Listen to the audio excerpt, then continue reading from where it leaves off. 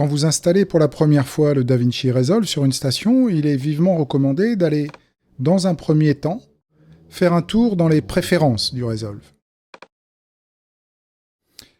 Alors on a vu dans l'intro comment configurer une ou plusieurs partitions, un ou plusieurs volumes, qui soient des volumes tout le temps présents au lancement du Resolve.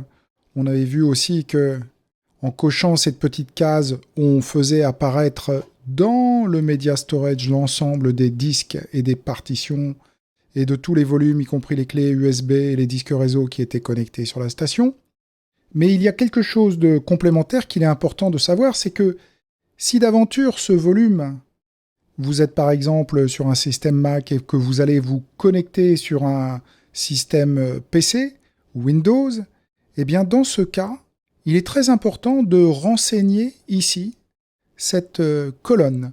Et en fait, c'est assez simple à faire, il suffit de cliquer 2 fois et de rentrer le chemin d'accès dans le mode PC, par exemple, si c'était pour se connecter à un volume PC, il suffirait de rentrer le fil pass tel qu'il est décrit dans le système sur lequel vous allez vous connecter. Alors passons maintenant sur l'onglet Système. Alors qu'est-ce qu'on a ici ? On a bien sûr les options de langage. Alors aujourd'hui, pour les francophones, pas grand-chose de nouveau.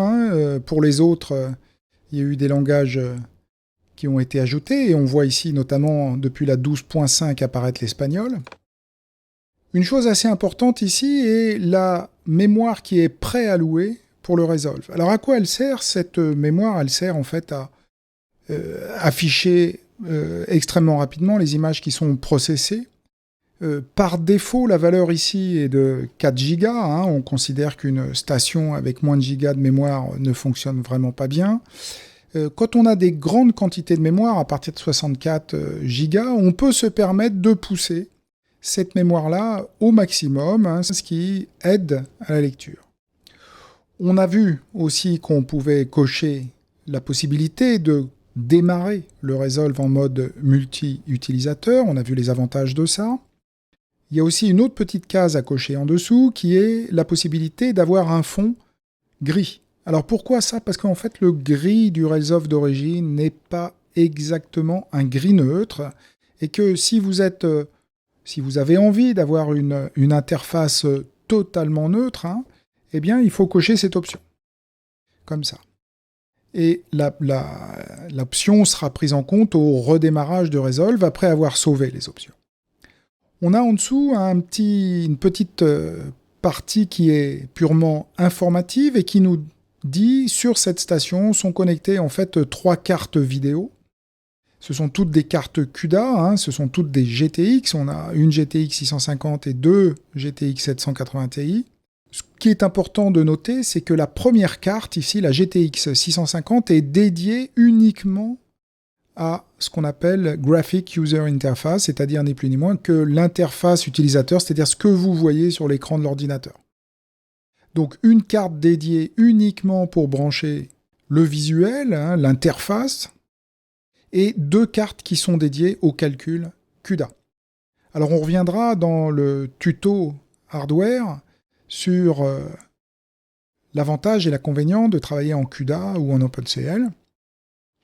On va maintenant passer dans le 3e petit onglet. Et dans cet onglet, on voit la première chose, c'est que le Resolve est capable de gérer plusieurs cartes d'entrée Decklink.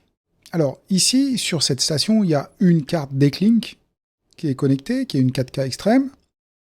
Si j'avais une deuxième carte connectée, eh bien son nom apparaîtrait ici également. Alors pourquoi 2 cartes ? Parce que sur le Resolve, il y a une fonctionnalité assez intéressante qui s'appelle le Resolve Live et qui permet d'une part de récupérer à travers un câble SDI branché sur une caméra des grab stills des prises et d'autre part de pouvoir afficher sur un moniteur ces mêmes images. Et pour ce faire, pour utiliser la fonction Live, on a besoin d'avoir 2 cartes Decklink ou 2 autres cartes équivalentes, quelles que soient les cartes d'entrée-sortie qui doivent être Blackmagic. Donc ici, Avec une seule carte, moi, je connecte en fait Capture and Playback, c'est-à-dire la possibilité de capturer depuis un scope, un magnétoscope, et la capacité de sortir le flux vidéo sur un moniteur d'étalonnage vidéo. La deuxième chose qu'on a en dessous, eh bien, c'est la possibilité de pouvoir brancher une carte RAID-Rocket dans le cas où on travaille avec des RAW de type RAID, c'est-à-dire des RAW R3D. Alors il y a un petit point intéressant qui sera évoqué dans la partie hardware, c'est que pas mal de stations peuvent, on va dire, être sensibles aux cartes RAID-Rocket, et les étalonneurs aiment bien que les cartes RAID-Rocket soient sur des stations qui servent à faire les développements numériques et pas forcément sur les stations d'étalonnage. On a également la capacité d'utiliser le GPU, c'est-à-dire dans mon cas présent, les cartes CUDA qui sont là, pour faire de la débayerisation des fichiers RAID. Alors, la ligne suivante, Use Display GPU for Compute, en fait, va concerner seulement les utilisateurs qui ont au moins 2 cartes vidéo dans un ordinateur. En fait, cette petite case avait été dédiée à l'origine pour améliorer les performances du Mac Pro 2013, dans lequel il y a 2 cartes GPU. Et comme par défaut, une est gardée toujours pour uniquement l'affichage de l'interface utilisateur, une seule des 2 cartes était utilisée pour tous les calculs OpenCL dans le cas du Mac Pro.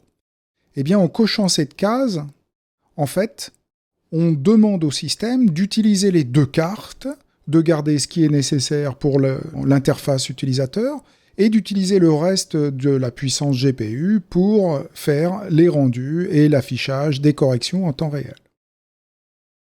Enfin, on a la possibilité d'utiliser, et c'est ce que je fais ici pour ma part, sur un petit boîtier M-Audio, la capacité de sortir le son du système directement. On voit ici que le Resolve est capable de fonctionner avec différents types de GPU, à savoir l'OpenCL, depuis la version 10, je crois, et le CUDA qui est implémenté nativement dans le Resolve et qui est beaucoup plus efficace aujourd'hui que l'OpenCL. Quand on ne précise rien, qu'on reste en mode auto, eh bien, le Resolve est censé détecter le type de carte et donc adapter les préférences du système. Alors l'onglet suivant concerne l'audio. Alors qu'est-ce qu'on a ici ? Eh bien, on a en fait la capacité de gérer l'ensemble des plugins VST qui sont utilisés pour le montage et pour le son, pour les sorties son en général. Alors la liste qui est ici correspond en fait à l'ensemble des plugins qui sont installés par défaut dans le Resolve. Si vous avez déjà des plugins VST installés, il est possible de rajouter un emplacement en allant le chercher directement dans le Finder. Alors, ce n'est pas mon cas ici, je n'ai pas spécifiquement d'autres plugins VST. Autrement, une deuxième liste apparaîtrait sous la première. Si d'aventure un plugin aurait tendance à faire crasher le Resolve ou à le faire planter au démarrage, eh bien il sera automatiquement désactivé. Ce qui fait qu'il est assez facile, si vous constatez que certains checkbox ici ne sont pas cochés alors que vous aviez donné toute une liste, eh bien il est fort probable que ces plugins ont tendance à faire planter le Resolve. Reportez-vous sur le support pour avoir plus d'informations dans ce cas. Les contrôles panels, eh bien les contrôles panels, ce sont les interfaces qui sont, on peut le dire, indispensables à faire l'étalonnage. Il est très compliqué de faire de l'étalonnage juste à la souris, ou alors, en tout cas, ça, c'est la cause d'une grosse perte de temps, et c'est assez difficile d'étalonner en fait à la souris puisqu'on perd totalement le plaisir d'étalonner en temps réel avec une interface qui nous permet en fait de travailler en ayant sous la main par habitude toute une série de commandes. On n'a absolument pas besoin de se concentrer sur l'interface, on est uniquement concentré sur les images et c'est le meilleur moyen de travailler. Les consoles qui sont aujourd'hui compatibles avec le Resolve, eh bien, elles sont toutes ici, listées. L'Oxygen Tech Pro Panel, qui est un petit panel. La plus ancienne, la GLX Cooper, qu'on trouve encore, qui est une petite interface qui fonctionne avec une adresse IP et qui marche plutôt pas mal. L'artiste Color de chez Avid. Les tangentes Device Element, qui, à mon sens, est de loin le meilleur rapport qualité-prix. Les tangentes Device Wave. Et bien sûr, le contrôle surface de chez DaVinci, celui originel, le gros panel, comme on dit, qui lui non seulement permet de tout faire, mais qui possède une série de fonctionnalités qui ne sont accessibles que sur ce panel. Alors une chose intéressante, c'est que quand on travaille sur une station Linux, c'est le seul panel reconnu. L'ensemble de ces panels-là sera reconnu uniquement si vous êtes soit sur Mac OS X, soit sur Windows. Alors le dernier onglet ici, Advanced, en fait, ce n'est ni plus ni moins qu'une console. Alors elle est, on va dire, réservée au support. Elle permet, dans certains cas particuliers, de rentrer des commandes qui permettent, entre autres, de brancher sur d'anciens systèmes des SAN ou des réseaux partagés, etc. Enfin bon, je vous passe le détail. J'espère que vous n'aurez jamais spécifiquement besoin de cette Advanced Tab. Quelles que soient les modifications que vous avez pu faire ici, dans un de ces différents onglets, si vous avez rajouté un volume, si vous avez changé quelque chose ici, si vous avez déclaré une nouvelle console, eh bien, il est nécessaire de sauver. Et vous allez voir cette petite fenêtre qui apparaît et qui vous dit que les changements seront pris en compte une fois que vous aurez quitté et redémarré le Resolve. OK. Nous allons maintenant explorer non pas les préférences, puisque les préférences touchent, on va dire, à l'interface, au système, mais nous allons explorer les settings. Et ces settings qui sont là sont les settings des projets. Alors on a vu que en fonction de l'utilisateur, on avait le droit à un certain nombre de privilèges. Comme vous le voyez ici, je suis logué en admin. Si j'étais logué soit sur Jean, soit sur Olivier, il y aurait écrit soit Jean, soit Olivier à la place d'admin. On a donc d'une part les défauts configs du compte sur lequel on est logué, du compte utilisateur donc. Ces presets seront pris en compte pour tous les nouveaux projets de l'utilisateur. Ça veut dire quoi? Ça veut dire que quand on travaille sur ce projet, alors pour le moment je suis en Untitled Project, mais si je travaille sur ce projet, les paramètres qui sont chargés, au démarrage, quand je lance le Resolve et que je me connecte au compte admin, eh bien, ces paramètres qui sont stockés là-dedans sont chargés et directement logués dans le projet actuel, the current project.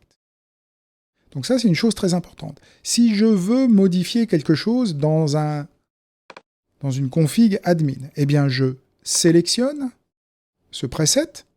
Je vais par exemple en editing et je dis que par défaut, je voudrais des poignées de 100 images. Vous voyez que le bouton Save ici n'est pas actif. Il n'est pas actif puisque en fait ce qu'on peut sauver, c'est le preset. Je dois donc retourner au preset et ici lui faire un Save. À défaut, lui faire un Save As si je veux avoir par exemple un admin défaut config avec des poignées à 100 images que je pourrais renommer handle 100 frame par exemple. Donc là, si je veux le sauver, j'ai juste besoin de lui faire un save et il n'est toujours pas chargé dans les préférences du current project. Il est pour le moment juste dans les admin défaut config qui seront chargés la prochaine fois que je me loguerai sur un nouveau projet en admin. Si je veux dès maintenant charger cette config dans le projet actuel, eh bien, il faut que je clique sur le load. Et vous allez voir que au moment où je vais cliquer sur load, admin défaut config va passer en gris et c'est current project qui va être highlighté. Voilà. Maintenant, dans le current project, en editing, j'ai bien mes 100 frames.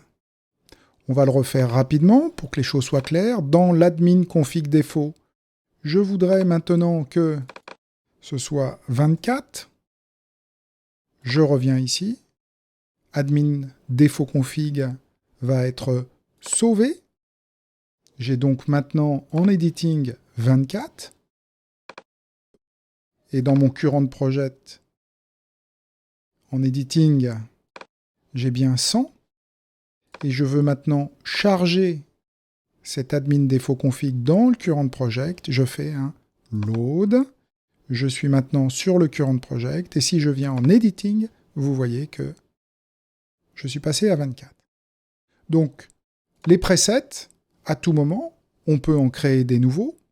À partir du moment où on a ne serait-ce que modifié ce projet current, par exemple, maintenant, je voudrais que mon current project soit dans les générales options avec, je ne sais pas moi, on va choisir une autre, voilà, mettre un petit délai dans le viewer de 5 frames, ce qui est énorme, juste pour vous montrer dans l'exemple. Et bien vous voyez que si je reviens sur les presets, du coup, je peux lui faire un Save As. Je ne veux pas appliquer la configuration pour le moment, et je vais lui dire Delay 5 frames. Avec un S, OK. Ce qui veut dire quoi? C'est que là-dedans, j'ai tous les presets qui avaient été mis dans le current project, que j'ai modifiés avec un paramètre particulier. Si je veux maintenant avoir ce paramètre actif, si je viens dans mon current project, vous pouvez voir que dans les générales options, je ne suis toujours pas coché.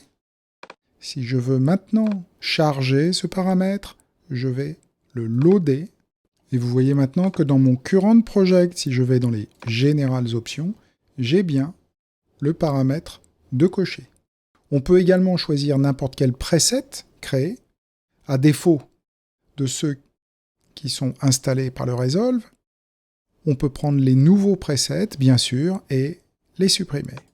Donc, en résumé, par défaut, si je me connecte en admin, ce sont les presets qui sont ici, définis ici, qui sont chargés et qui passent directement dans le current project pour un nouveau projet. Les anciens projets gardent leurs presets, c'est-à-dire que si j'ai modifié les presets d'un projet et que je le réouvre en admin, eh bien il gardera ses presets propres. Ce qui veut dire en clair que les projets actifs, ceux qui sont pris en compte dans le projet, sont ceux qui sont dans le current project. Quel que soit le compte dans lequel je suis connecté, je peux modifier tous les paramètres de mon projet. Alors l'onglet suivant concerne les Master Project Settings. Alors ici, on va distinguer à chaque fois plusieurs cadres. Le premier concerne le format de la timeline. Ces settings correspondent à ce que vous avez défini ici dans les admin défaut config. Alors, on a ici un certain nombre de résolutions prédéfinies. Vous voyez qu'on part du PAL en NTNC en 16.9 jusqu'au 4K DCI ou 4K en full aperture. Et tous ces formats sont directement accessibles par un simple clic. Vous pouvez également travailler de manière tout à fait personnelle. Il m'est arrivé pour un étalonnage destiné à un musée d'être obligé de travailler sur des écrans qui étaient utilisés non pas en mode paysage mais en mode portrait. Ce qui fait qu'on avait directement inversé ici les settings de telle façon à avoir ce genre de présentation. L'ensemble de la timeline et du projet sera donc adapté à ça, directement. Donc la possibilité soit d'utiliser des formats classiques, soit d'utiliser des formats qui vous sont propres pour une utilisation ou une autre, et vous pouvez organiser le visuel absolument comme vous voulez. La deuxième chose, le deuxième paramètre qui est pris en compte ici, c'est la capacité qu'on a de définir si on travaille sur des pixels carrés, ou sur des pixels qui sont en 16:9, ou sur des pixels qui sont en 4 tiers, en définition 4 tiers. On peut aussi travailler sur des pixels en scope, puisque aujourd'hui, dans les formats numériques, comme dans les formats argentiques, on peut se retrouver avec des images qui ont été anamorphosées et donc avoir la capacité de les désanamorphoser dans le bon ratio. On observe que si je passe ici en 16:9, immédiatement, c'est correspondant à ce standard-là, cette case ici est cochée, et que en fait, c'est uniquement quand on sera dans certains, on va dire, standards que l'on pourra travailler soit en square, soit en scope. On a en dessous le timeline framerate. Alors celui-là, il est extrêmement important.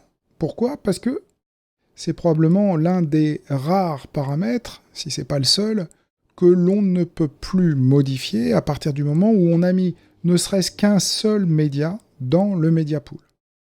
Il s'agit donc du framerate de conformation par rapport au projet. Une fois qu'on l'a fixé, on ne pourra plus le modifier si un média ou une timeline sont encore présents dans le projet. Donc si vous avez besoin d'étalonner un projet à 24, vous mettez à 24, si c'en est un à 25, vous mettez à 25, etc., etc.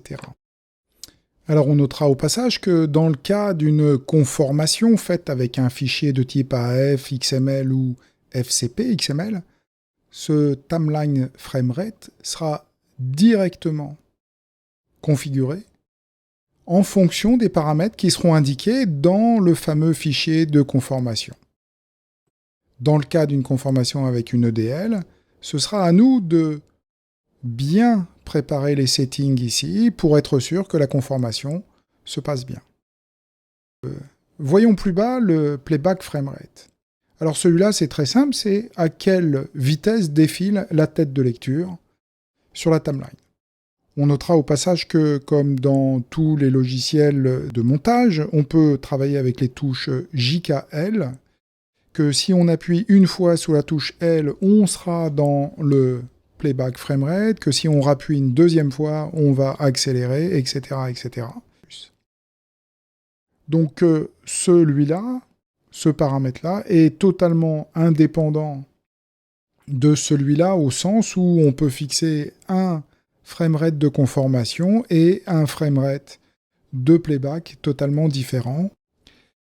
Alors dans le Resolve, tout est processé en 32 bits float. Vous avez ici un non-choix complet, c'est-à-dire qu'on ne peut travailler qu'en 32 bits float. En revanche, les paramètres qui concernent le color science, c'est-à-dire la manière dont on travaillera les couleurs dans le DaVinci Resolve, là, on a plus de choix, puisque par défaut, on viendra en mode YRGB, mais on pourra aussi travailler en mode Color Managed, on verra ça plus tard. On pourra également travailler en ACES ou en ACES SC, tout ça sera expliqué en détail quand on abordera tout ce qui concerne les workflows. Un autre paramètre important ici, c'est la capacité qu'on a de travailler les fichiers entrelacés. Et ce paramètre n'est à cocher bien sûr que si vous avez des fichiers entrelacés ou si vous avez à sortir et à rendre des fichiers entrelacés.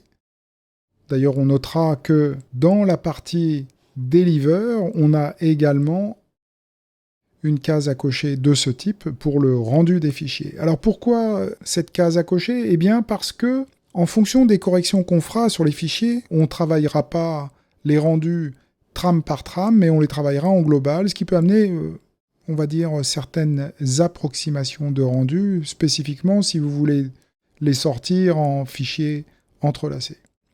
Donc c'est important, dès qu'on veut travailler avec des fichiers entrelacés, de cocher cette case-là. Le deuxième cadre, après le timeline format, c'est le vidéo monitoring. Ce cadre-là doit être strictement adapté au monitoring dont vous disposez pour faire l'étalonnage.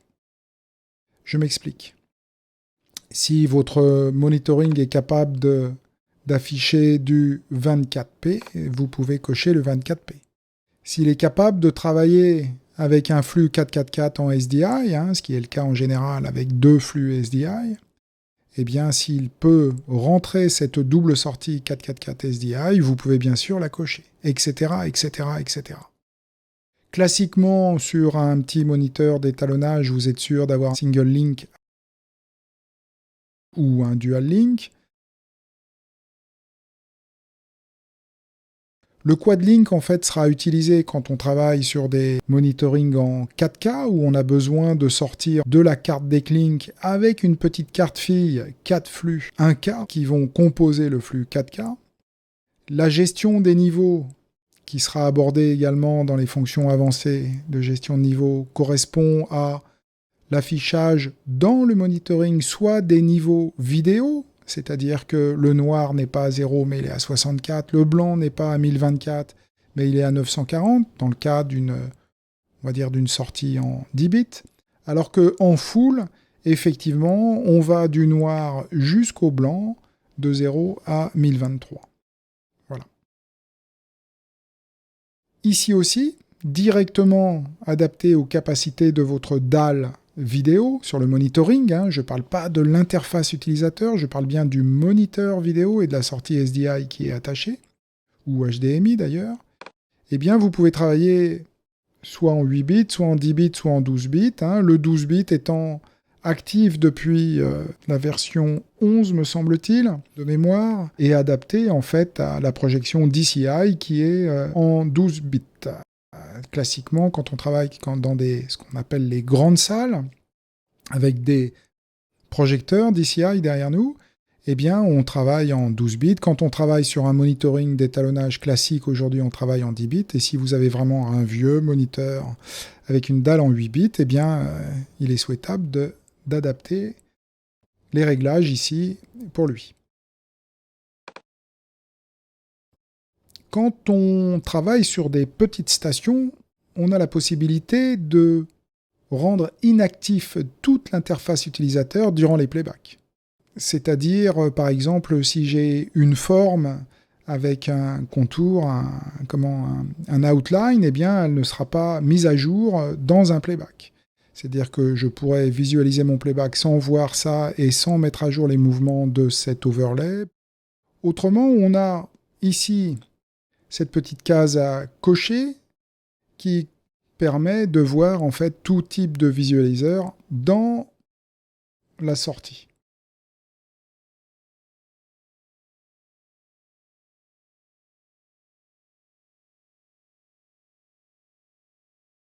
On a aussi des petits réglages très spécifiques pour travailler en Rec 601 qui correspondaient en fait aux sorties SD, donc on a peu de chances de rencontrer des problèmes avec ça aujourd'hui et d'en avoir besoin. Et on a aussi la possibilité d'activer l'affichage mode HDR, c'est-à-dire High Dynamic Range, un paramètre qui est adapté au nouveau type d'écran qu'on voit arriver aujourd'hui. Et on a la possibilité d'activer ça, notamment sur les sorties HDMI. Attention à ce que la norme HDMI supporte l'affichage HDR pour que ce réglage soit actif. Enfin, on a tout ce qui concerne les options de conformation. Alors, quel type de TC on va utiliser ? A priori, celui qui est embarqué dans le fichier. Voilà, on peut aussi, dans le cas d'images, de séquences d'images, imaginons une séquence d'images TIFF qui vous avait été envoyée par des SFX par exemple, eh bien, comme vous le savez, le TIFF ne peut pas embarquer de TC. En revanche, si les gens des SFX ont pris soin de rentrer un nombre en suffixe qui correspond à un TC, par exemple, si on dit 3600 en secondes et en images, ça correspond à tel temps, eh bien, on peut traduire en fait le nombre qui est derrière le nom du fichier comme étant en fait un TC, auquel cas on pourra utiliser cette fonctionnalité ici. Le paramètre qui suit ici consiste à pouvoir afficher dans une conformation des clips incomplets au lieu de les afficher comme étant offline. Alors prenons l'exemple d'une petite conformation ici que je ramène d'un autre projet. Et prenons l'exemple de ce plan qui ne dure que 12 secondes et 20 images. Le média dure que 12 secondes et 20 images. Et si je vais voir dans la timeline, ce même plan ici, vous voyez qu'il a été monté ici, le plan numéro 3, et qu'il a été monté sur une durée de 29 secondes et 14 images. En toute logique, la vignette du plan ne devrait pas apparaître. En l'important avec l'option cochée, vous voyez que dans le début du plan, je vois bien le plan actif et qu'à la fin, l'image reste ici au niveau de la timeline et que je vois apparaître la mention Media Offline dans le viewer, ce qui indique bien qu'il me manque des images dans ce fichier. Je l'ai également conformé dans une autre timeline avec cette fois-ci l'option qui n'était pas cochée. Et là, en l'occurrence, il apparaît dans ce même montage, c'est exactement la même EDL, il apparaît comme étant offline. Il apparaît comme étant offline, pourquoi ? Parce qu'il manque des images et que donc le resolve dit « je ne peux pas le conformer, il me manque des images ». On pourrait d'ailleurs voir que ici, en timeline, dans le log d'import, on a bien cette mention qui est indiquée, qui est que le clip numéro 3 n'a pas pu être importé parce que les timecodes attendus ne matchent pas avec le clip dans le media pool. Donc voilà à quoi ça ressemble sans l'option. Et voilà à quoi ça ressemble avec l'option, c'est-à-dire que, eh bien ici, je vois le clip et que à la fin, toujours dans le même clip, en défilant, vous voyez que je ne vois plus le clip, mais j'ai là bien la mention Media Offline. Et puis enfin, on a la possibilité ici de créer des numéros de bobine s'ils ne sont pas présents ou de dire comment on va exploiter les numéros de bobine qui sont dans les clips. On reviendra un peu sur tout ça dans les conformations et dans les workflows. Voilà. Mais sachez que cette partie-là concerne en fait les options de conformation, y compris les fonctions de parsing qu'on a ici et qu'on expliquera plus tard. Alors pour parler des settings de scaling, j'ai chargé sur le site de Harry des fichiers exemples en 6K.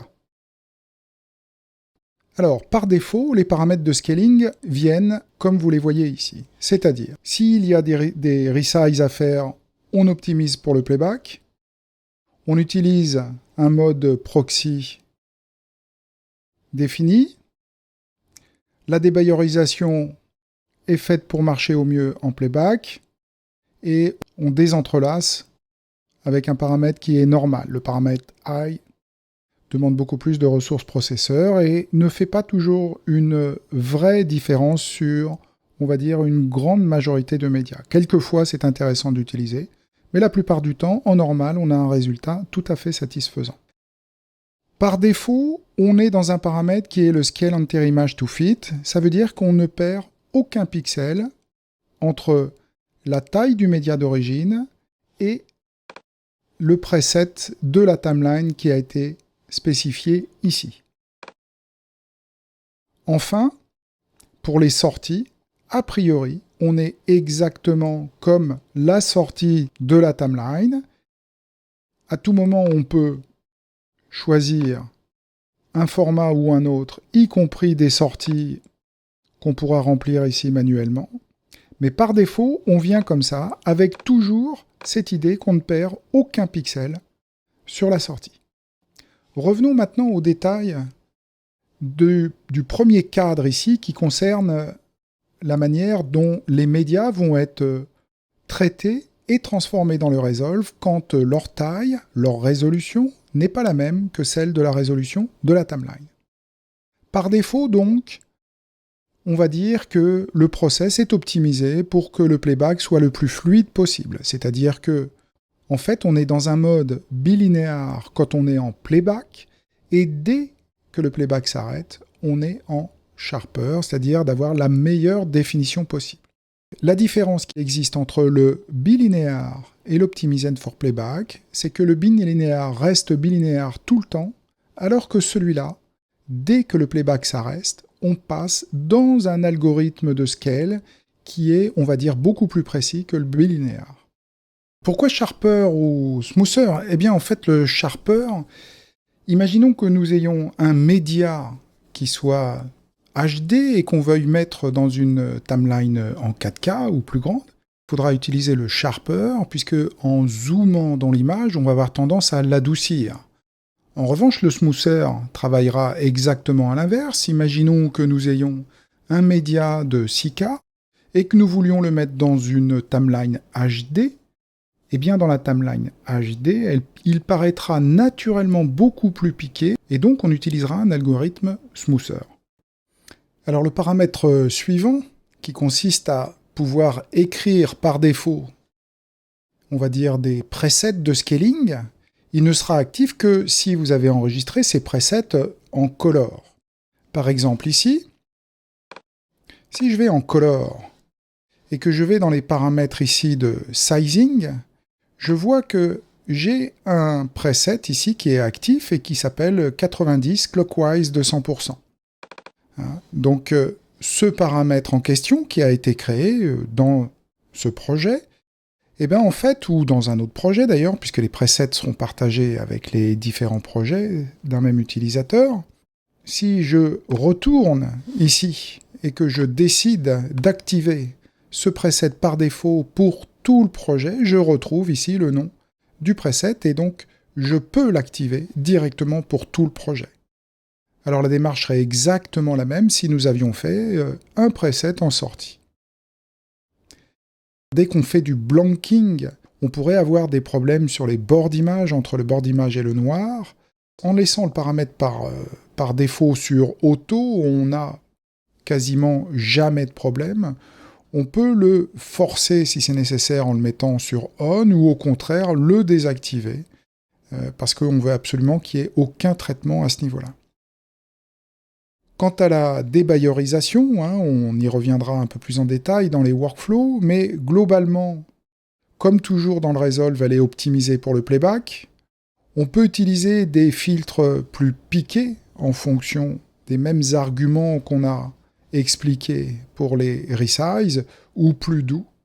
Mais à ce moment-là, ces paramètres ne s'appliquent plus uniquement dans le sizing du projet, pour les clips, mais elles s'appliquent en particulier dans les paramètres de débarriorisation des fichiers RAW. Enfin, depuis cette version du Resolve, on a un Decentralized Quality qui permet en fait, dans la plupart des cas, d'être très efficace pour désentrelacer des fichiers en normal.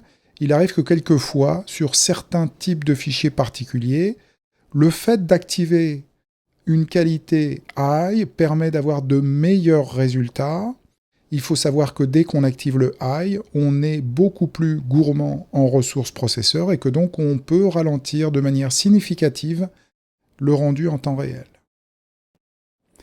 Alors pour parler des project settings en editing, sur lesquels je passerai assez vite, ce sera un point qui sera vu beaucoup plus en détail dans les tutoriaux qui parleront du montage.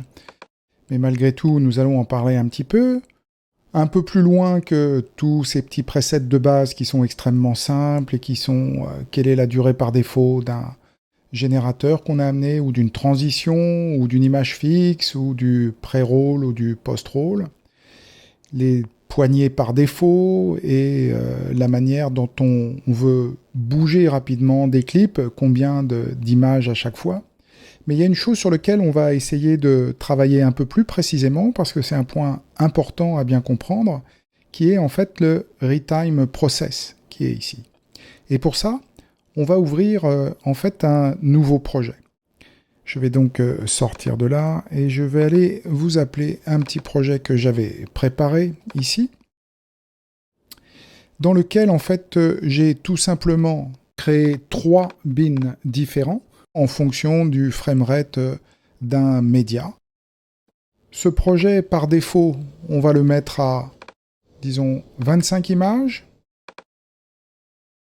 Pour mettre en évidence les propriétés importantes à connaître, je vais utiliser un média qui est lui-même tourné à 25 images et ce sont des images issues d'un très beau film qui a été talonné ici et qui s'appelle L'or bleu du Rajasthan.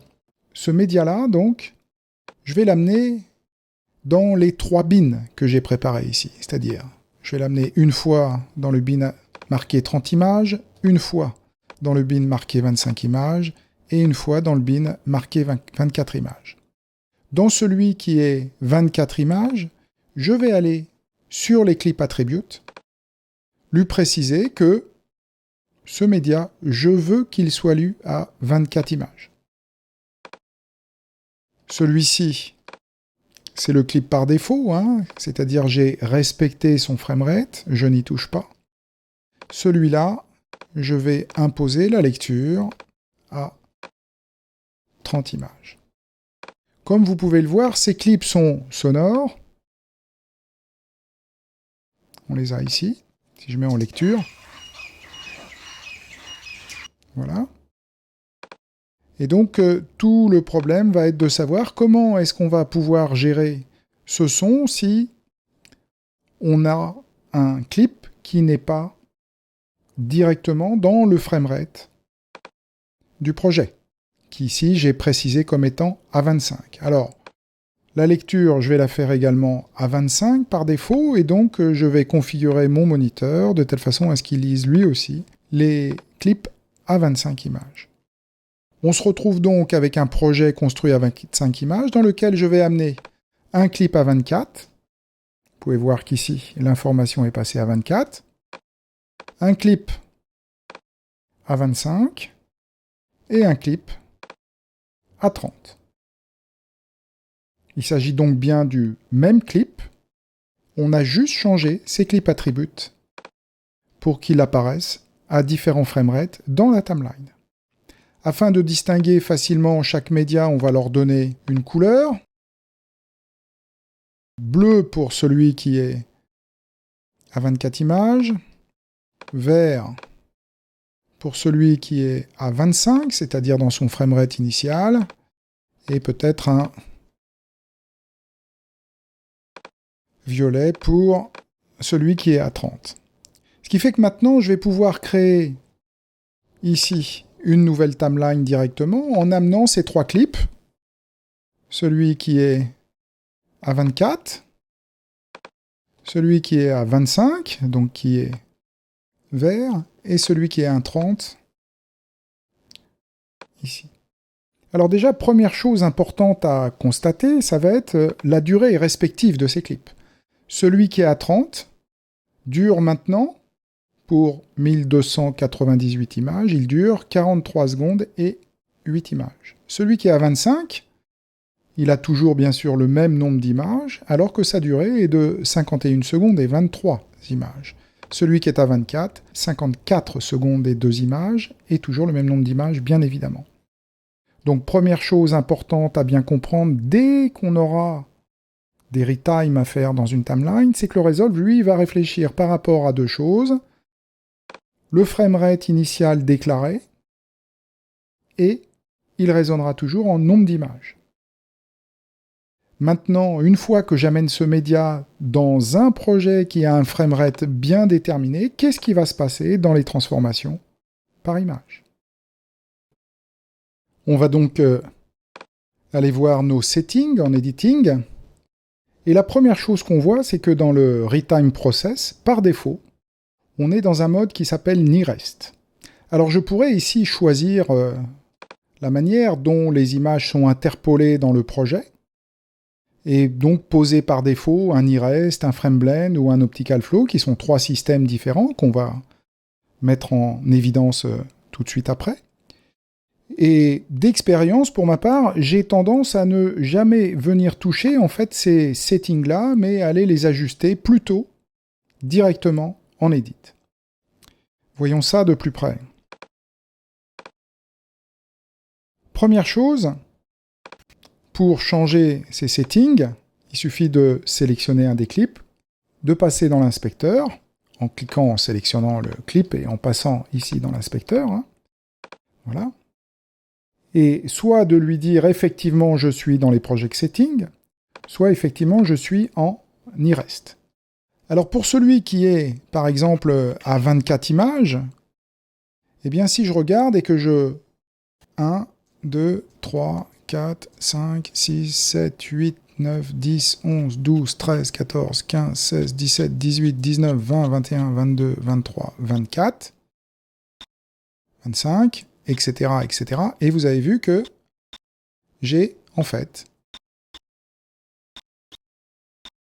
deux images qui sont pour une. C'est-à-dire que la 25e image est dupliquée et devient aussi la 26e image. Vous voyez que de cette image-là ou celle-là, eh bien en fait j'ai exactement la même image. Si je passe en frame blend, la position ici a bougé légèrement. Alors on va zoomer ici et déplacer avec le clic numéro 3. Et je vais faire une image avant. Et on voit bien qu'à chaque fois ça bouge. Et alors que si je repasse en iRest,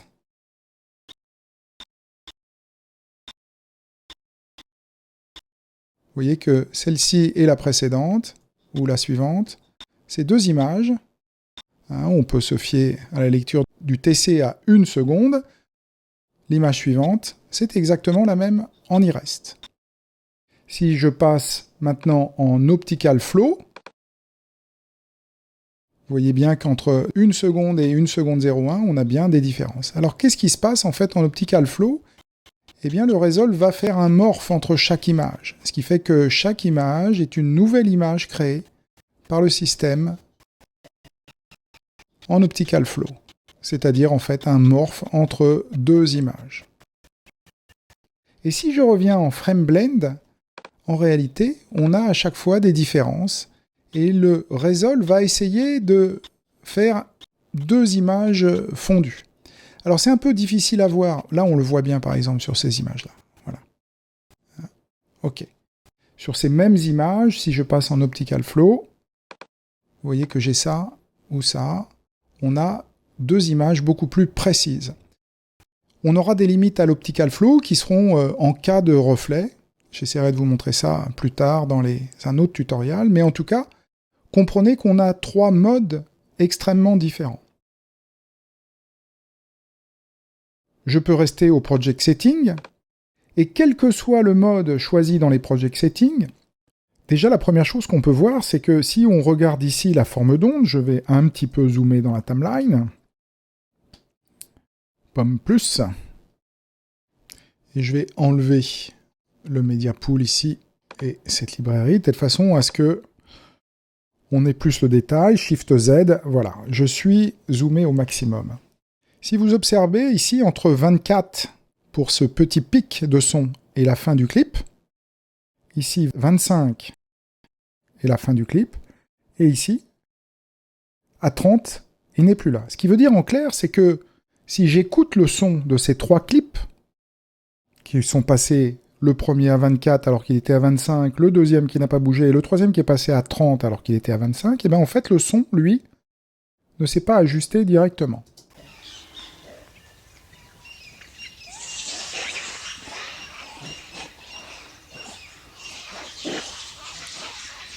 Clip suivant.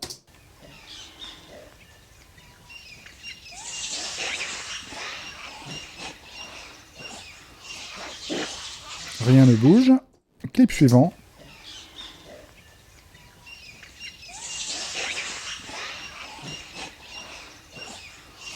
Donc vous voyez en gros qu'il n'y a pas de changement sur le son, ce qui va poser un vrai problème de synchro, bien sûr. C'est-à-dire que on peut tout de suite comprendre et considérer que ce plan-là, dont on a changé le framerate initial, et celui-là, en fait, ne sont plus du tout synchro. Si on veut avoir un plan synchro, eh bien, en fait, il faut faire ce qu'on appelle du retime. Et là, ça se passe d'une manière différente et ça se passe en edit, ça n'a rien à voir avec les settings, mais en faisant un clic droit sur le clip et en décidant de changer ici, si je veux le passer maintenant à 30 images, eh bien vous voyez que là, pour le coup, le son est resté là où il était. Et on observe que le son est différent du son que nous avions avant.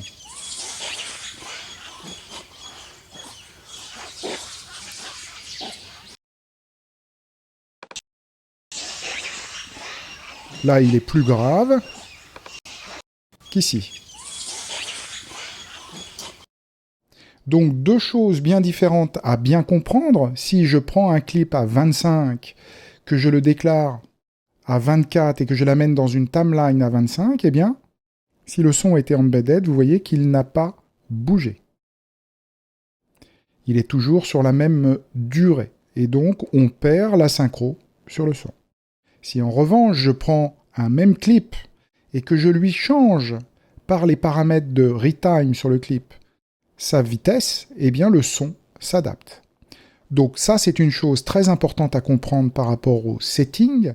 Les settings qu'on met ici en place vont permettre en fait de choisir le mode d'adaptation du nombre d'images dans un projet qui n'a pas le même framerate que le clip, mais en aucun cas on pourra de cette manière obtenir des rushs synchrones. Quand on est en optical flow, il y a deux autres paramètres qui doivent être connus pour avoir des résultats de bonne qualité. Le premier, c'est celui-là. Si on travaille en faster, eh bien, du coup, la machine pourra calculer sans doute plus rapidement, mais le résultat sera de moins bonne qualité que si on va chercher le paramètre better.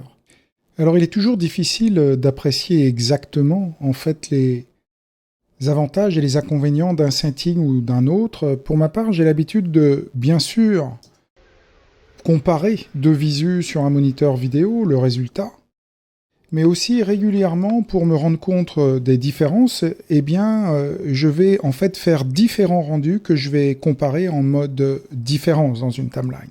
Alors ici, dans le cas présent, on est toujours dans des images issues du film de l'or bleu.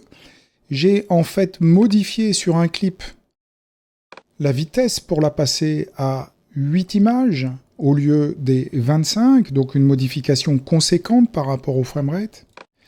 Et j'ai sorti en fait ce clip de 3 manières différentes. Et j'ai tout rendu ici dans un petit dossier qui s'appelle Optical Flow. Dans mes settings, j'ai commencé par un faster en small, puis un better en small, puis un better en large. Je vais maintenant ramener ces 3 médias directement dans un nouveau petit bin que j'ai appelé Optical ici, Add into Media Pool, et je vais créer une nouvelle timeline pour comparer ces différents clips, qu'on va appeler comparatif.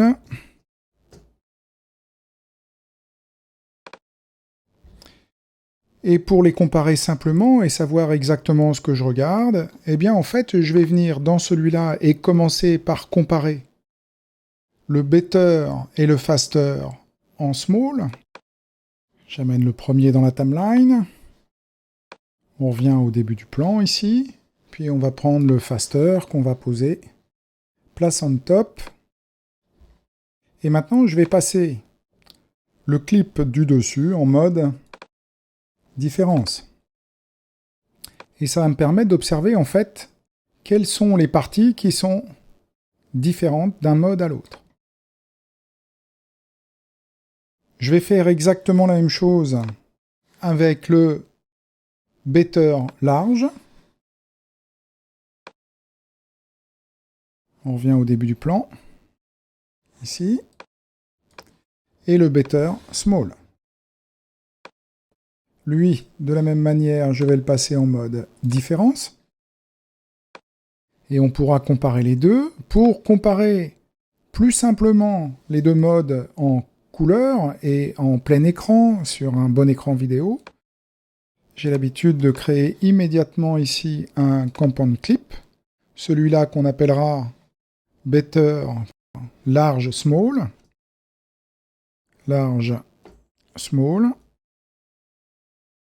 create, Et puis je reviens au premier et je fais la même chose en les nommant. Pour le coup, ces deux-là, faster, better.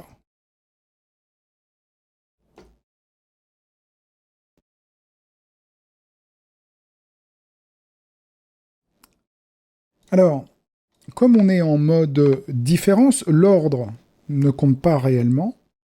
Je peux maintenant passer en couleur. Eh bien, en fait, je vais juste activer par un clic droit le View Clip Details. Je peux maintenant, si je veux observer mon viewer en grand, désactiver la timeline, désactiver les clips, et observer ici les zones qui sont impactées par les settings. Comme je suis en mode différence, là où il n'y a aucune différence, l'image est totalement noire. Et là où eh bien, il y a eu des différences de traitement, alors je vais zoomer pour qu'on voit bien qu'il y a des parties ici qui sont légèrement différentes, eh bien en fait, les zones impactées par la différence de setting entre ici le large et le small, eh bien on voit directement quelles sont ces parties impactées. Ayez la curiosité de faire ce genre de comparaison. N'hésitez pas à revenir à tout moment directement dans le clip et éventuellement sur l'endroit sur lequel vous observez des différences, désactiver un clip pour regarder comment le traitement s'est effectué, quelles sont les zones de l'image qui sont impactées directement. Avoir une bonne idée de ce qui se passe dans ces settings est assez compliqué, on peut rarement le deviner à l'avance, et pour avoir le meilleur résultat, il faut souvent passer un petit peu de temps et être sûr de ces settings. On va pouvoir maintenant retourner dans nos settings et aller explorer l'onglet Color. La première option ici va définir si le mode de travail dans Resolve est le mode local ou le mode remote. Alors qu'est-ce que c'est que ça? Pour ça, on va ouvrir un nouveau petit projet. On va sortir d'ici et on va faire tout de suite Save, Remote, Local. Voilà. Et dans ce petit projet, je vais importer une première petite XML qui est sur le bureau ici. Remote. OK. Voilà. En fait, j'ai une série de plans qui sont ici. Et dans mes settings de color, je peux voir que par défaut, je suis en mode local version. Les versions en mode local ou en mode remote permettent de faire hériter à de nouvelles timelines, de nouvelles sessions qui seraient faites dans le Resolve, des corrections de couleurs qui sont de plans déjà étalonnés.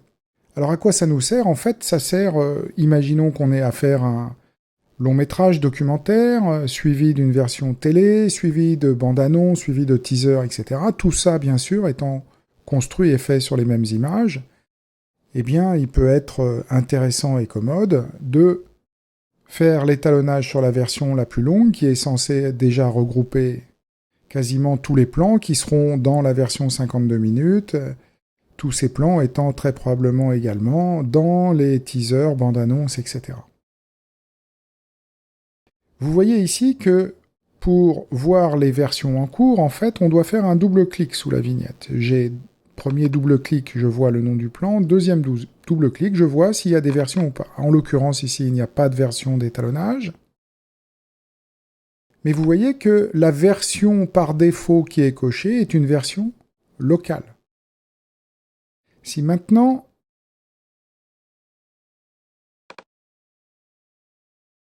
je reviens dans mes settings, que je décoche ça, et que je fais un save,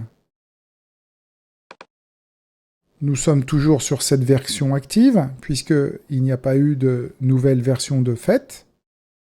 Mais si je refaisais un nouveau projet, ou si je refaisais un nouvel import, tout simplement, et que je disais, je voudrais réimporter une timeline, par exemple celle-ci, Open. OK. J'ai un deuxième montage ici, et vous voyez qu'il y a une partie des plans qui sont les mêmes que sur l'autre montage. On observe par exemple ce plan-là, qu'on retrouve ici, même si ce n'est pas le même montage, on a des plans partagés. Si je vais dans ce deuxième montage en color, vous voyez que maintenant la version par défaut est la version remote. Alors ça veut dire quoi? Ça veut dire que cette nouvelle timeline que j'ai amenée ici, par défaut, elle va hériter et partager les corrections de couleurs qui sont faites sur un de ces plans. Si je retourne à la première, qui pour le moment est toujours dans cette version, je peux lui préciser que je veux travailler maintenant ici en Remote Grade, ce qui fait que si je viens sur ce plan et que je décide de le refroidir, eh bien vous allez voir qu'en changeant de version, j'hérite immédiatement de l'étalonnage qui a été fait. Donc ça, ces options-là dépendent du fait que quand on va charger une nouvelle timeline, est-ce qu'elle sera en remote, est-ce qu'elle sera en local? La version locale, si je décide de travailler maintenant en local grade pour cette deuxième ici timeline, vous voyez que cette version locale est une autre version qui pour le moment n'a strictement rien reçu. Si je modifie cette version pour la faire complètement magenta par exemple, eh bien si je repasse à la Remote 1, vous voyez qu'elle n'a pas hérité de ça, parce qu'elle est en Remote. Même si je passais en Local Grade, elle récupérerait sa version locale qui n'est pas partagée avec la version locale numéro 2, le local indiquant qu'il s'agit d'un étalonnage qui est propre à une timeline uniquement. Retournons dans les settings. Donc la possibilité de travailler soit en local et de ne pas partager d'éventuelles corrections entre des plans qui seraient montés dans plusieurs timelines dans une même session, ou de travailler par défaut en remote pour les nouvelles sessions qui sont importées, et toutes les nouvelles sessions travailleraient à ce moment-là en remote et hériteraient des corrections de couleurs pour les plans partagés entre différentes timelines. La deuxième option ici permet de renouer avec les premiers modes du Resolve, le 7, 8 et le 9, où le Resolve crée une master timeline. On va donc créer un nouveau projet pour voir ce qui se passe. Imaginons que je me fasse un nouveau projet master timeline. Voilà. Si j'ouvre ce projet et que dans les settings en color, je viens cocher cette option, save, eh bien ça veut dire que à chaque fois que je vais rajouter des médias dans mon media pool ici, eh bien je vais automatiquement créer une timeline qui va comporter tous les plans qui sont dans le media pool. Je vais prendre par exemple Daily je vais rajouter ça, add folder, and sub, folder, j'ai un plan, une timeline qui regroupe tous les plans qui étaient dans ce dossier. Et vous voyez que la timeline a été créée directement, elle a un nom que je ne peux pas éditer, qui est le master timeline. C'est-à-dire, voilà tous les plans que j'ai dans mon chutier. Si maintenant je rajoute ça, add folder and sub folder, je vais en fait rajouter FS5. Est-ce qu'il y a des choses là-dedans? Peut-être pas. Si, voilà. J'ai rajouté toute une série de plans. Et vous voyez que maintenant, en Edit, j'ai effectivement tous ces plans dans ma master timeline. Etc., etc. Si je retourne dans les médias, que je décide de rajouter maintenant ce clip dans le media pool, vous voyez qu'il apparaît dans la liste des plans. Il est automatiquement inclus dans la master timeline. Donc la master timeline est en fait une timeline qui automatiquement va inclure tous les plans qui sont dans le media pool. Retournons dans nos settings. Cette troisième option, ici, va permettre en fait de sauvegarder toutes les vignettes des timelines dans le projet.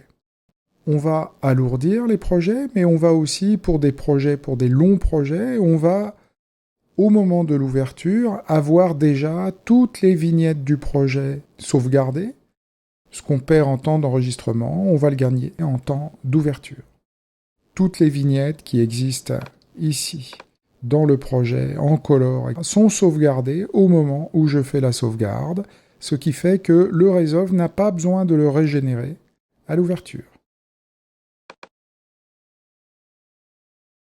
Alors cette quatrième option, elle sert de moins en moins souvent. Elle était très utile à l'époque où on avait des caméras vidéo qui pouvaient mettre une petite lumière rouge, un petit point rouge dans le viewer tant que la caméra n'était pas en vitesse, pour différentes raisons, ou depuis des scans faits sur des caméras 35 mm qui avaient besoin de quelques images pour acquérir leur vitesse bien quartzée, il y avait un petit voyant qui indiquait, en fait, qui était brûlé sur la pellicule et qui indiquait que la caméra n'était pas encore à la vitesse, auquel cas il fallait régulièrement enlever, par exemple, 5 ou 10 ou 15 images du début de chaque plan.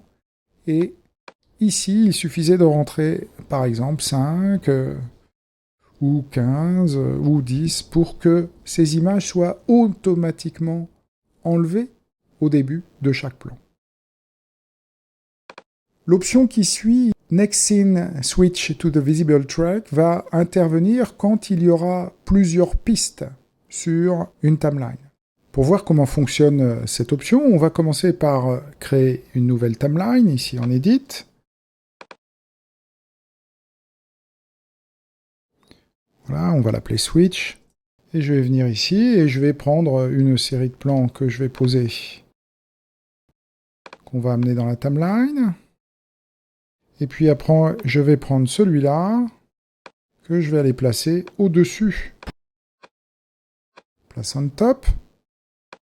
Et puis je vais prendre après une série de plans encore, que je vais ramener en dessous. Et un deuxième plan comme celui-là, que je vais venir placer au-dessus. Eh bien, vous avez vu que les deux plans qui sont en fait au-dessus sur la timeline, ce sont ces deux plans-là. On pourrait les distinguer facilement en leur donnant une couleur et en allant copier ça ici, voilà. Ce qui fait que maintenant, si je fais plan suivant, plan suivant, plan suivant, vous allez voir que je n'ai pas été voir le plan numéro 5 car il est en dessous du plan numéro 6. Le plan numéro 5 est en dessous du plan numéro 6. Si maintenant je change l'option, que je lui dis que je ne veux pas, ici, voir la scène qui est au-dessus, sur la piste du dessus, Save. Si je retourne au départ et que je reviens dans Color, eh bien vous allez voir que, en fait, je vais voir les plans qui sont en dessous, puis celui-là. C'est-à-dire que le plan numéro 5, maintenant, je peux le voir sans aucun problème dans l'enchaînement des plans ici en color, alors que je refais en sens inverse et que je demande à voir maintenant la piste du dessus, et vous voyez qu'ici, ce plan-là est ignoré dans la succession puisqu'il est en dessous.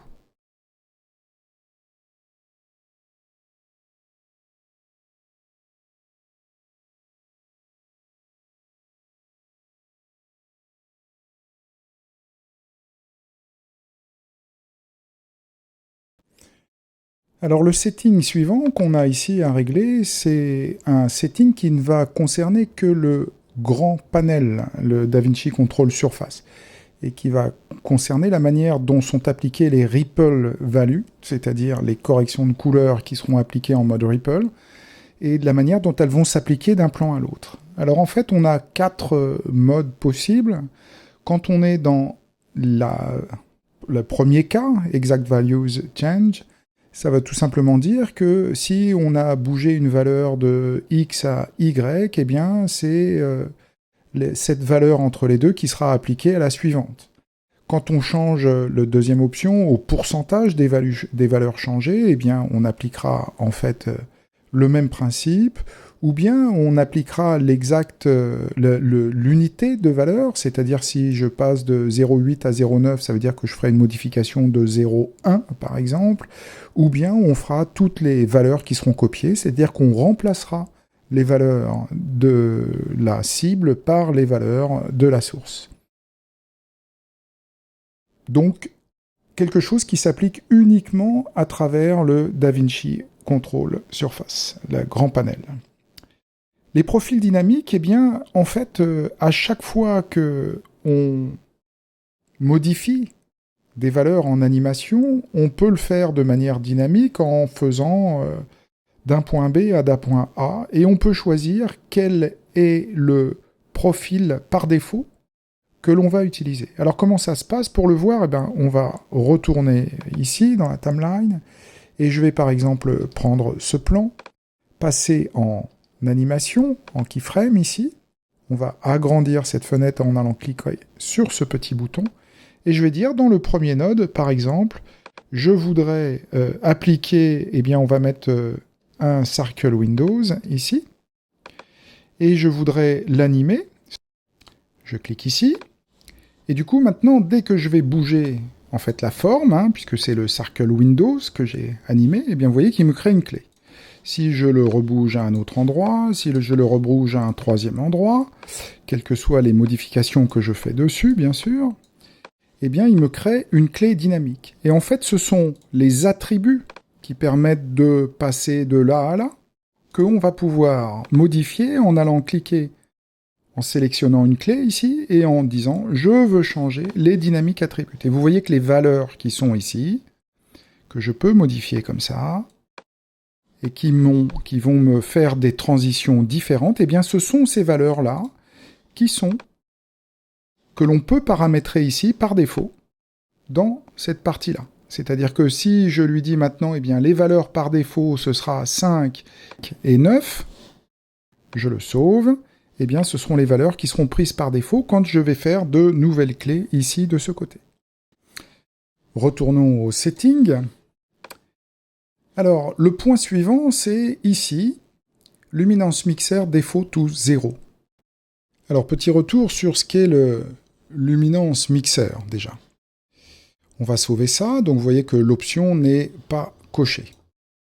Le Luminance Mixer, on va revenir au premier plan ici par exemple, c'est la capacité qu'on a de travailler en Y et RGB, c'est-à-dire que je peux désolidariser le Y des trois primaires, je peux le monter tout seul, et du coup éventuellement désaturer l'image, ou éventuellement je peux le descendre plus bas que la couleur et remonter de façon, ce qui me permet de saturer par exemple un petit peu l'image.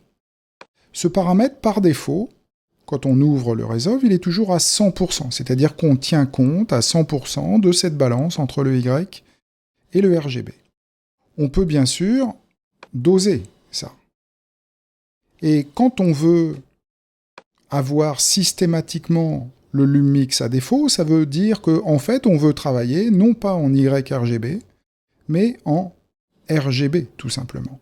Alors ça sert entre autres, par exemple, pour exporter des CDL, on y reviendra dans un autre tutoriel, mais dans l'idée, si je fais des modifications ici, sur cette balance, et que j'active ici le Luminance Mixer Default to 0, et bien en fait la correction que j'ai déjà faite dans le Resolve va pas être prise en charge, mais tous les autres plans qui n'ont pas été étalonnés, eux, vont avoir leur LumMix à défaut. Alors on voit qu'ici, sur le plan sur lequel j'étais, il n'a pas bougé. Par contre, si je viens là, vous voyez que pour tous les autres plans qui n'ont pas encore reçu d'étalonnage, eh bien je suis passé avec le LumMix par défaut. Ce qui veut dire que si maintenant je bouge ça ou ça, eh bien en fait, vous voyez que si je viens sur celui-là, hop, hop, je ne change strictement rien.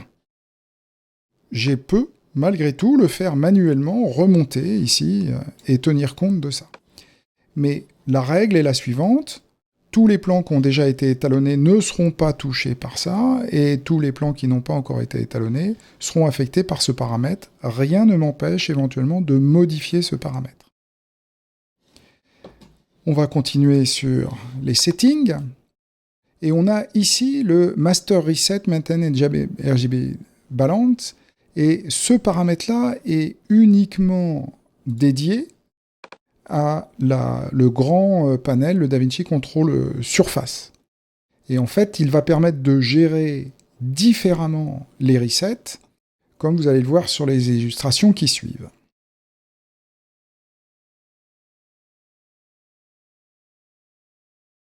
Puis vient le paramètre High Visibility Power Windows Outlines, et celui-là, en fait, va permettre d'avoir dans une forme ou dans n'importe quel Power Window, en fait, deux types de visualisation que je vais vous montrer tout de suite. Alors, le mode classique, si je reste comme ça et que je viens donc sur le premier plan ici et que je vais fermer ça et remettre une forme ici, vous voyez qu'on a globalement trois courbes ici. Une qui est la principale et le soft autour. Vous voyez que si je ferme le soft, on a deux petites lignes très fines. La ligne principale, la correction à l'extérieur de cette ligne-là ne marche pas du tout. Là, à l'intérieur de la petite ligne qui est ici, elle est à 100% et à peu près à 50% ici. Si je change ce mode d'affichage, qui peut paraître un petit peu compliqué à lire là, eh bien vous allez voir que du coup, la forme prend non pas un blanc et des gris fins, mais le vert qui marque la forme, 100% à l'intérieur du rond jaune, 0% à l'extérieur du deuxième rond jaune. Donc ça, c'était le High Visibility Power Windows Outlines. On a ici un paramètre qui en fait est tout nouveau, qui date de cette version, la 12.5, et les développeurs de Resolve ont décidé d'avoir un mode log, on va dire, moins agressif, où la cassure au niveau de chaque courbe va être plus linéaire. Alors ce paramètre n'est pas coché par défaut pour les projets qui ont été faits dans la version 12.5, et elle est cochée par défaut dans des versions qui auraient été créées auparavant et que vous auriez réouvert dans la 12.5. Pour voir un petit peu comment ça fonctionne, ce paramètre, on va tout de suite aller sur une petite timeline que je vous ai préparée en log ici. J'ai posé dessus un dégradé linéaire, comme vous pouvez le voir ici. Si je passe en log, le mode log classique, vous voyez, si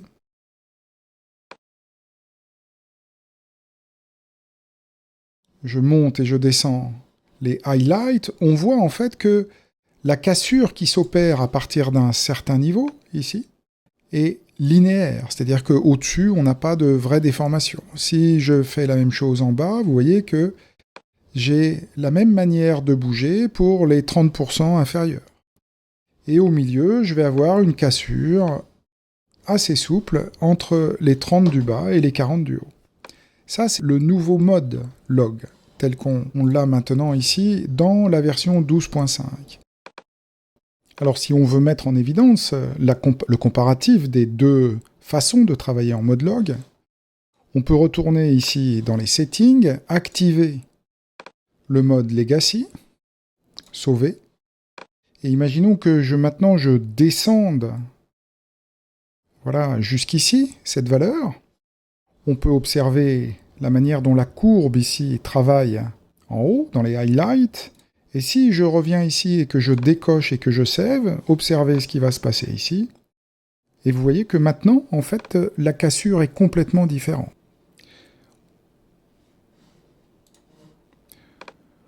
On a donc le choix entre ces deux modes de log, qui seront soit issus d'une ancienne version du Resolve, soit directement accessibles dans les nouvelles versions à partir de la 12.5. Le paramètre qui suit, ici, en fait, va modifier le paramètre qui suit ici, va totalement modifier la manière dont le contraste, avec le bouton contraste ici et pivot, sont appliqués à la courbe. Si on garde le mode par défaut ici, eh bien, je vais remettre à 0 ces corrections ici. Vous voyez que si je monte le contraste, en fait, eh bien, je reste dans le range entre 0 et 1023, jusqu'à aller au noir et blanc, comme vous pouvez voir là-haut. Mais en gros, je reste complètement toujours à l'intérieur du noir et du blanc, y compris si je joue sur le pivot qui va me faire bouger ça. Voilà.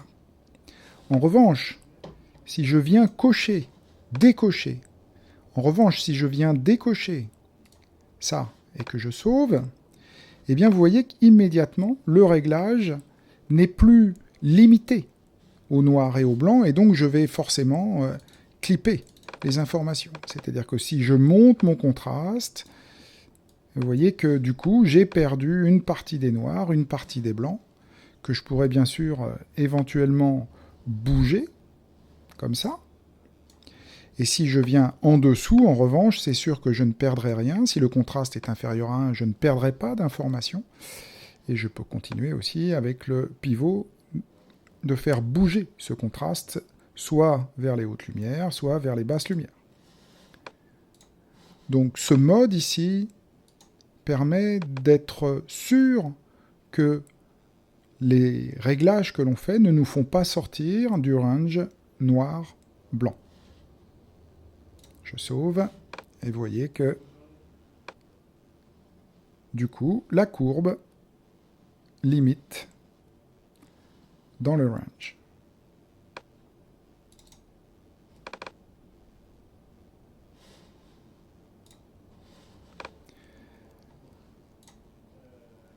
Ici, cette nouvelle option également permet en fait d'afficher non pas une échelle 10 bits ici, mais une échelle en nits, c'est-à-dire en candela par mètre carré. Si je sauve, vous voyez que du coup, je vais de 0 à 10 000 nits ici dans l'échelle. C'est juste, on va dire, une nouvelle échelle dans les scopes qui permet de mieux adapter son travail en fonction des modes HDR dans lesquels on voudra travailler.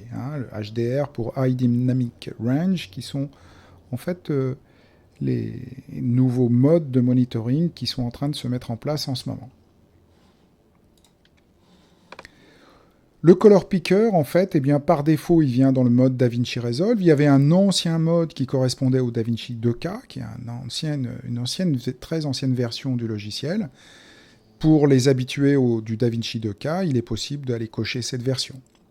Enfin, ici, un mode qui nous permet, quand on a plusieurs nodes dans une construction graphique, soit quand on passe d'un plan à l'autre, de toujours rester sur le dernier node ajusté, soit de rester sur le premier, soit de passer sur le dernier, soit de rester sur le même node d'un plan à l'autre. C'est-à-dire j'ai 5 nodes dans un... Si j'ai une même construction nodale, eh bien, je resterai toujours sur le même en passant d'un plan à l'autre. Nous allons montrer un petit exemple de ça maintenant.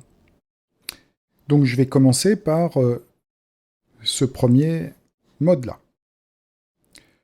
Pour ça, on va aller directement dans une petite timeline que je vous ai préparée. Et vous voyez que sur chacun de tous ces plans, en fait, toujours issus de l'or bleu du Rajasthan, et bien sur chacun de ces plans, j'ai exactement le même nombre de nodes. J'ai une structure, on va dire, de base qui me permet de faire un certain nombre de travaux rapidement. Là, si je passe d'un plan à l'autre, vous voyez que je suis toujours sur le node numéro 7. Si maintenant je sélectionne le 4 et que je continue à me déplacer d'un plan à l'autre, vous voyez que 7, 4, 7, 4. Si je viens sur celui-là et que je décide d'activer le 5, je repasse sur le 5, sur celui-là je repasse sur le 7, sur celui-là je repasse sur le 4. Les settings, en fait, dans les settings, j'ai bien coché que je voulais rester sur le dernier node ajusté. Si maintenant je décide de travailler tout le temps sur le premier en passant d'un node à l'autre, je vais sélectionner celui-là, Save, Et vous voyez que là, je suis sur le 4, je passe au premier. Premier, quel que soit le plan sur lequel je travaille, je serai toujours sur le premier. Si je décide d'y travailler mon contraste, eh bien je peux me faire une paste en contraste sur tous ces plans, sans avoir à me soucier du node sur lequel je travaille. Je peux également maintenant choisir de travailler par exemple sur le dernier. J'ai fini de faire une passe en étalonnage, j'ai gardé un dernier node pour faire un petit ajustement, un petit finish, eh bien en passant d'un plan à l'autre, vous voyez que c'est toujours le dernier node qui est activé. Je peux aussi lui dire, je voudrais rester sur le même node, comme ça, et je me dis, ben voilà, j'avais fait par exemple un qualifieur ici sur des tons un petit peu comme ça, et j'aimerais bien faire la même chose ici. J'ai juste besoin de faire ça, je voulais faire la même chose ici, j'ai juste besoin de faire ça, et en gros, je vais pouvoir passer d'un plan à l'autre, toujours en étant sur ce node sélectionné, le numéro 4, que j'avais réservé, par exemple, pour une qualification ou une autre.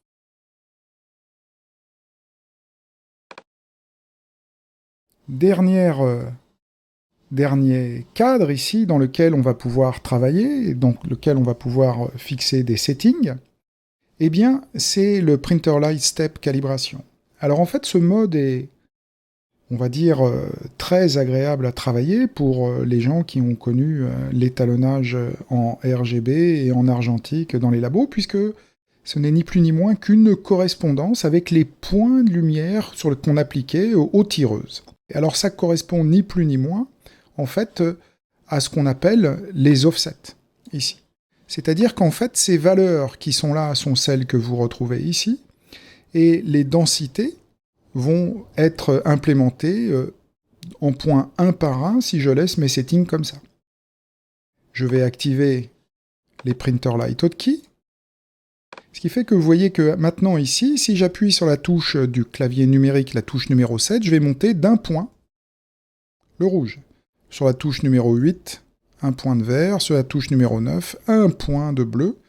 Et à l'inverse, 4, 5, 6 pour redescendre. 4, 5 et 6. Voilà. Si dans mes settings ici, je décide de, par exemple, faire des étapes fines en 0.25, je peux d'ailleurs copier cette valeur, pomme C, et la coller ici, ou là. Je sauve, et bien vous voyez que maintenant, si j'appuie sur la touche 7 comme tout à l'heure, je fais bien un quart de point, un quart de point, un quart de point en rouge. Si j'appuie sur la touche 8, la même chose pour le vert. Et si j'appuie sur la touche 5, je descends toujours de quart de point en quart de point. Voilà. Dernier preset ici. Les densités en incrément, tout simplement parce que si je fais plus, je monte toutes les valeurs. Et là, vous voyez que toutes les valeurs montent, avec plus et la touche Enter, toutes les valeurs montent et descendent de 1.